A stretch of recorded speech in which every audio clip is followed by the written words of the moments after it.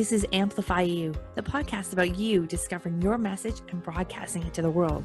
If you're a coach, author, or speaker, you'll want to tune in. If you're looking for the best return on your time investment to get your message out to the world in a bigger way, we're giving you full access and behind the scenes look of how we're running our podcast, how our clients have found success, and what you can do to launch your podcast today. The world needs your message. I'm Michelle Abraham, the host. Join my family as we unleash your unique genius and find the connections you need to launch your adventure today. Join us and let's get amplified. Hello, Amplify You. Michelle Abraham, your host here today. And guys, I've got a great Ask the Expert interview for you today. I brought on Wanda Allen, and we're going to be talking all about follow-up. And Wanda, we're going to tell you more about Wanda in a second, but let me just say hi to Wanda first. Hey, Wanda, how are you doing?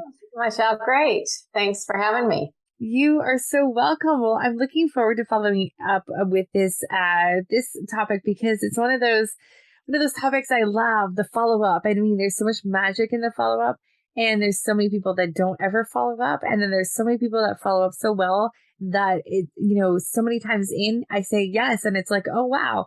Good thing they followed up because I would have forgotten about that, right? So, yes. So awesome. Let me tell our audience a little bit more about you. So Wanda is an international speaker, coach, corporate trainer, author, award-winning business owner. She's the author of Follow-Up Savvy and Follow-Up Sales Strategies. Wanda has had 25 years of corporate career where she held the position of senior vice president for 15 years. She has a sales background and worked with sales teams throughout her corporate career. She gained extensive training in business development, maintaining client relationships, customer service, and having a strong skill set for developing systems and applied skills to the follow-up process. What she teaches is tried, tested, and proven. After leaving corporate world to pursue her own business ventures, Wanda founded her business Follow-Up Sales Strategies. She's an expert in helping entrepreneurs, business owners, sales professionals increase pipelines, improve sales performance, strengthen relationships by developing strong follow-up skills. So great, because a lot of our podcasters are using their podcasts for their business too. Mm-hmm. So some of the people they're having on their show are people they want to follow up with afterwards. And in fact, one of my partners and I, Chuck Anderson, we teach podcasting for partners, which is all about creating partnerships and collaborations and affiliates through following up with the people that you've had on your show. So I'd love for you to share with us some of your best tips and, why did you choose, after all the things that you did in sales and all that, why are you so passionate about the follow-up? And it's one small piece of the whole puzzle. So I'd love to hear why your why is around what you do. Yeah. So when I was in the corporate world and I took my first sales position, and I was in competition for a huge account, and I thought, and there was two competitors in on the deal. And I thought, how can I stand out and be different? And I really studied the sales process, and follow-up just jumped out at me. It grabbed me. And I thought, that's how I can be different. And so I have a strong skill for creating systems, and I developed systems for following up on the prospecting side. And there's an extension of following up, staying in touch, known as relationship management. And so I created systems for that as well. And when the bank I was working, I was a banker that was acquired. I was a senior vice president. We were not the lead bank. You know how that story ends. And so a friend of mine said, you should speak on how you follow up. And I thought that was crazy. But what the heck did I have to lose? And I didn't know that I was doing anything that out of the ordinary. And I started speaking, and I learned very quickly that in general, people really struggle in this area. And I thought, maybe there's something here. And so, that was in 2009. So however many years ago that was. And it's just evolved into coaching and speaking and corporate work and writing books. And I'm very passionate about it because it's such an area of trouble and struggle for so many people. And if they would just follow up, there's so much more business to be made. Right. There's so many different areas, like, thinking about some of our listeners right now, like maybe that are like have like a business, they have a program, they go to networking events, they could be following up better there. They could be following up with leads they're getting. They could be following up with podcast interviews they're doing, following up with people when you're pitching yourself on podcasts. There's so much follow-up opportunity. How do you orchestrate, or how do you organize your follow-ups? Well, the number one way to stay organized with it all is by using a CRM. Because if you're not using a CRM, it's just too difficult. People are using pen and paper, sticky notes, their memory, their cell phone. I mean, the list goes on. And you're going to be so scattered, and it's going to be very difficult to stay on top of it. So a CRM is an absolute must. Is there a favorite one that you use or that you think is great? I wish I could say this is one for everyone, but I can't, because we're all so different. There's hundreds and hundreds out there. Your listeners, please don't think you have to make a big investment, because you don't. They're so reasonable. Be careful with free. You know what you get for free. Yeah. So people want to know what I use. It's Less Annoying. It's a funny name. And I'm an affiliate. It's called Less Annoying? Yes. Oh, that's so fun. I love it. So I'm an affiliate. If any of your listeners want to look into it, just use my name. You'll get an extra free trial. But I don't care if you use Less Annoying or not. All I care about is that you get a CRM that you like, because if you don't like it, you're not going to use it. What are the features you're looking for in the CRM? Because there's so many to choose from, and not to go down this rabbit hole of what CRM to use, but just like if you're looking for one for a small business solopreneur who has, an under six-figure kind of business, what kind of things on the CRM are you looking for? Well, less is more, simpler is better. That's it. Because if it's complex and complicated, you're not going to use it. And if you're not a techie, it's going to be overwhelming and possibly intimidating. Right. You're just going to give up before you get it organized, right? Yeah. So that's what I say. Less is more, simpler is better. If it just looks too complex and complicated, move on. Look for another one. Right. Yeah. And they're, like I said, they're not expensive. So for the solopreneurs and that, it's very, very affordable. So good. Like Less Annoying is $15 a month, 15. The Pipe Drive, I think they have a package for $12.50. We're not talking a lot of money here. The more sophisticated it is, the higher the price point. But even the lower price point ones are very relevant and current. They're excellent.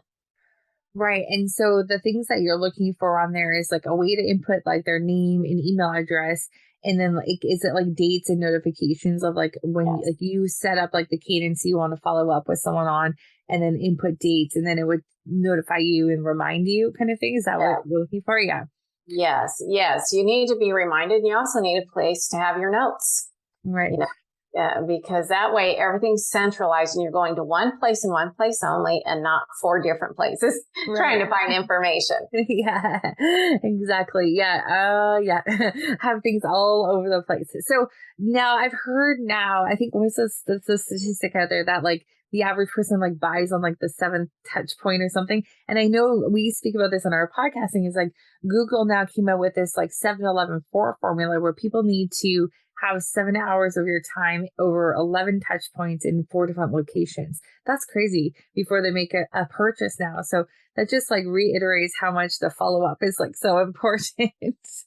Yes. Yeah. I mean, the statistic that I go by is that 80% of sales are made between the 5th and 12th contact. Wow. That's pretty in line. I'm sure that's very in line with Google statistics. Yeah. But bottom line is it takes multiple follow-ups most of the time to get the business. Right. And the statistic I heard also is only 2% of sales are made on the first contact. That means 98% of the time you have to follow up. Wow. And so what are some of the mistakes you're seeing people doing? For big mistake is they quit too soon. Mm-hmm. They'll follow up once or twice. If the prospect doesn't respond, they drop it and go look for another one. And that, you become hamster on a wheel when you do that. So quitting too soon, not making follow-up a priority. It's got to be a top priority every working day. Right. And the primary reason that people stay away from it, in my opinion, is because of fear. there's so much fear associated with following up, which is a huge reason why people don't do it. Is that like fear of rejection?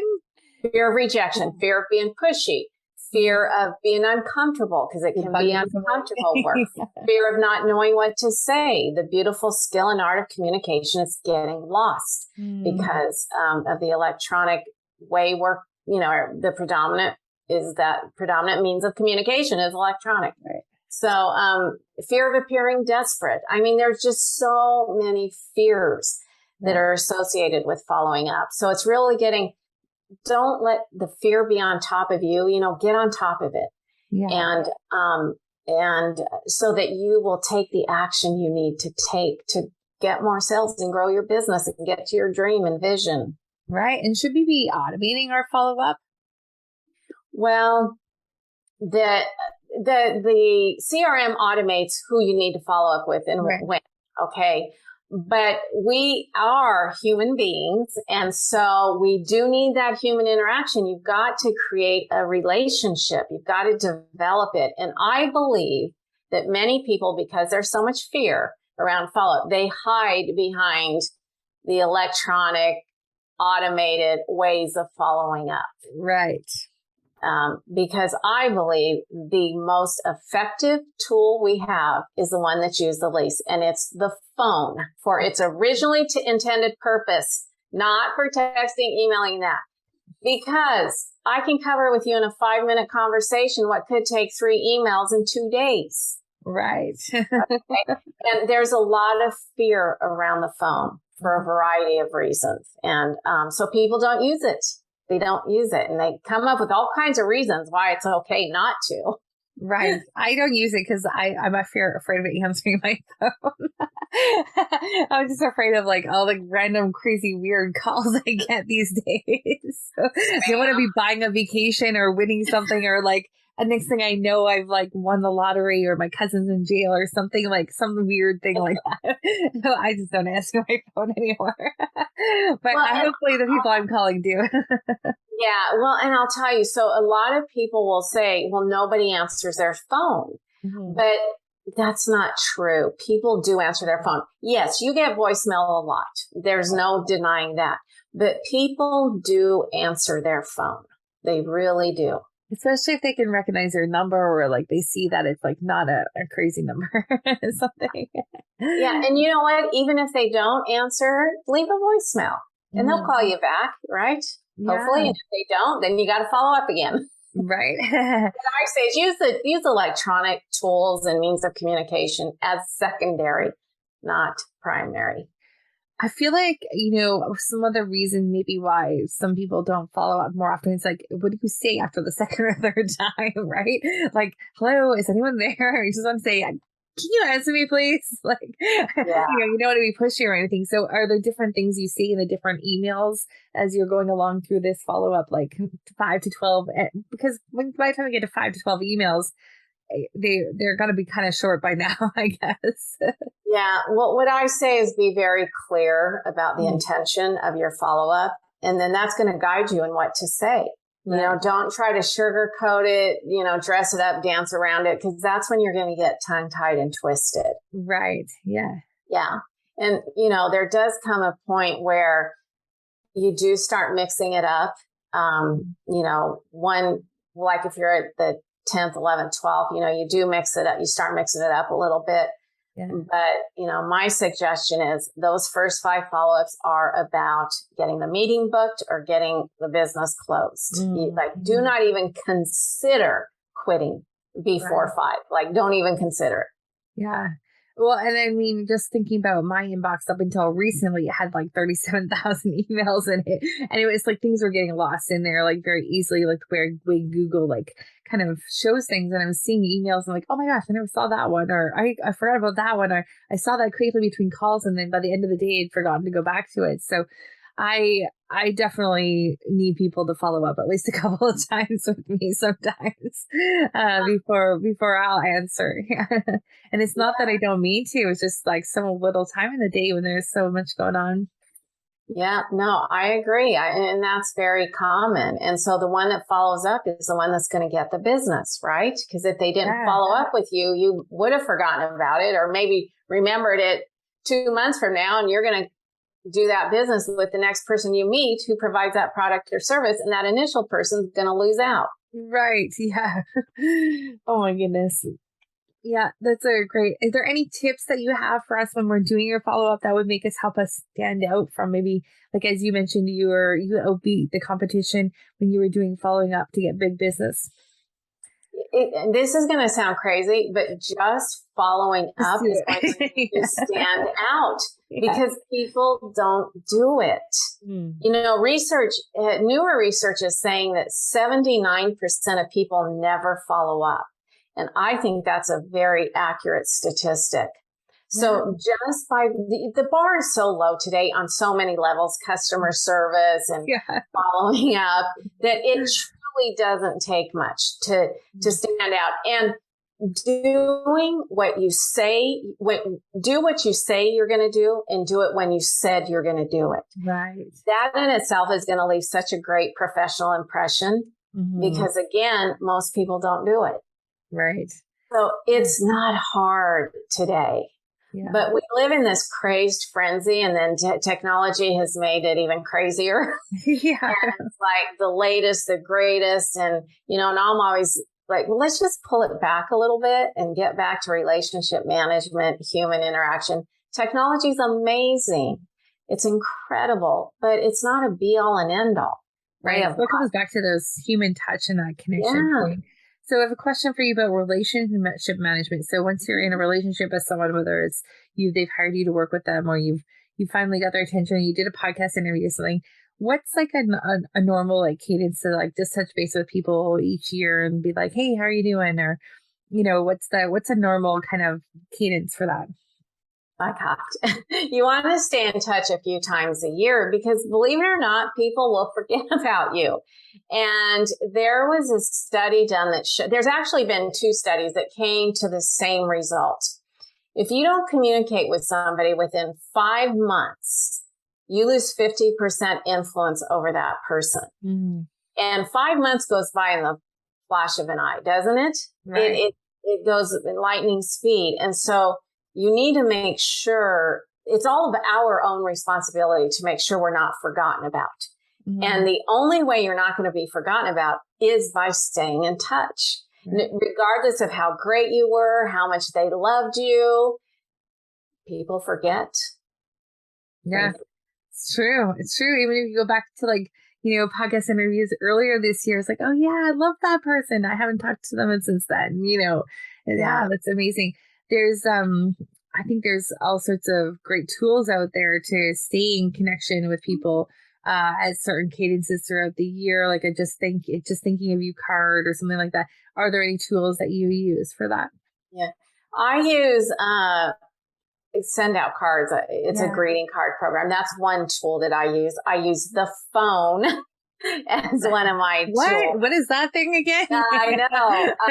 You know, newsletters, you know, maybe sending articles. Is you want it to be a mixed bag of goods. Because if you're only staying in touch one way, it's going to become boring and ineffective. And the one way that people tend to only stay in touch is newsletters. Right. You have that person or those people that you only hear from them via their newsletter. And I'm not knocking newsletters, but I'm just saying, you got to do more than that.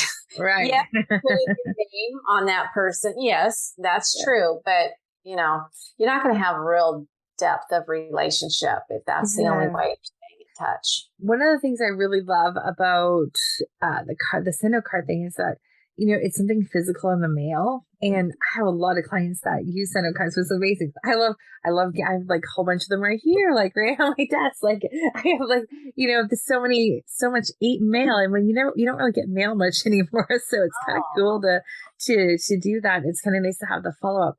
I got this great for those of you that are listening and not seeing, I'm holding up a card where I was on a podcast recently where you added my picture to their card and then just sent like a thanks for being a great guest kind of follow up, which is great because it was nice to have that, and now it sits on my desk and now I'm looking at it, right? So I'll remember that interview because it was done in that way. I love it. Yeah, and I'm sure that really touched you in a way, and the thing is, it's a simple card, but again, people don't do this because now there's e-cards and email and all this technology stuff, but people open their mail. They look at it, they open it. And I used to say the only thing people get in their mail these days is bills and junk mail, but you can't even say bills anymore because bill pay. So really, so now you really stand out when you get in the mail. I'm like, wow, I got mail today. Yeah. So, life is progressing and that's great, but don't forget about the fundamentals, Some of the old school ways are really, really great. Mix it, having that mixture of old school and new school. That's beauty, I think. Yeah. I love it too. I feel like that's it's a winning combination. My kids actually think I'm famous because I get so much stuff in the mail. I guess they're like, what's this? Like people all over, like a lot of our clients are authors, so they send me books or whatever they think. So my kids are, Mom, why are you famous? Everyone's sending you stuff in the mail. So funny. But yeah, I'm totally with you on that one. The technology is great, but also that human touch and that physical is also so great as well. So, Wanda, before I let you go, this has been fantastic. Give us some great tips. Are there any last things that you'd like to share with our audience today? I would just really want to encourage your audience to commit to this side of your responsibilities, of your job, because this is the work that's going to get you to where you want to be. And it comes down to commitment. I'm going to commit to overcome the fears. I'm going to commit to use a CRM. I'm going to commit to make it a priority. I'm going to commit to take care of my relationships. That's what it's about. Mm-hmm. It's not complicated. Okay. It's simple. Simple means it's clear. And that's what it takes. It's not rocket science. It really isn't. And so that's what I would like to leave with your listeners. It's simple. I love it. And like you said before, it's a one thing. It's like a one thing that you got to do. And it's just a follow up. And as some of our podcasters know, when I'm teaching about podcasts, guest bookings and getting on shows, I call it the big FU because it is like a big FU if you don't do the follow up, yet it's the acronym for follow up. So just leave you guys with that. Thank you so much, Wanda, for being with us today. Amplify you. Make sure you go out there and have a fabulous day and make sure you follow up. That's great. Thank you so much. You're welcome. Take care, everyone.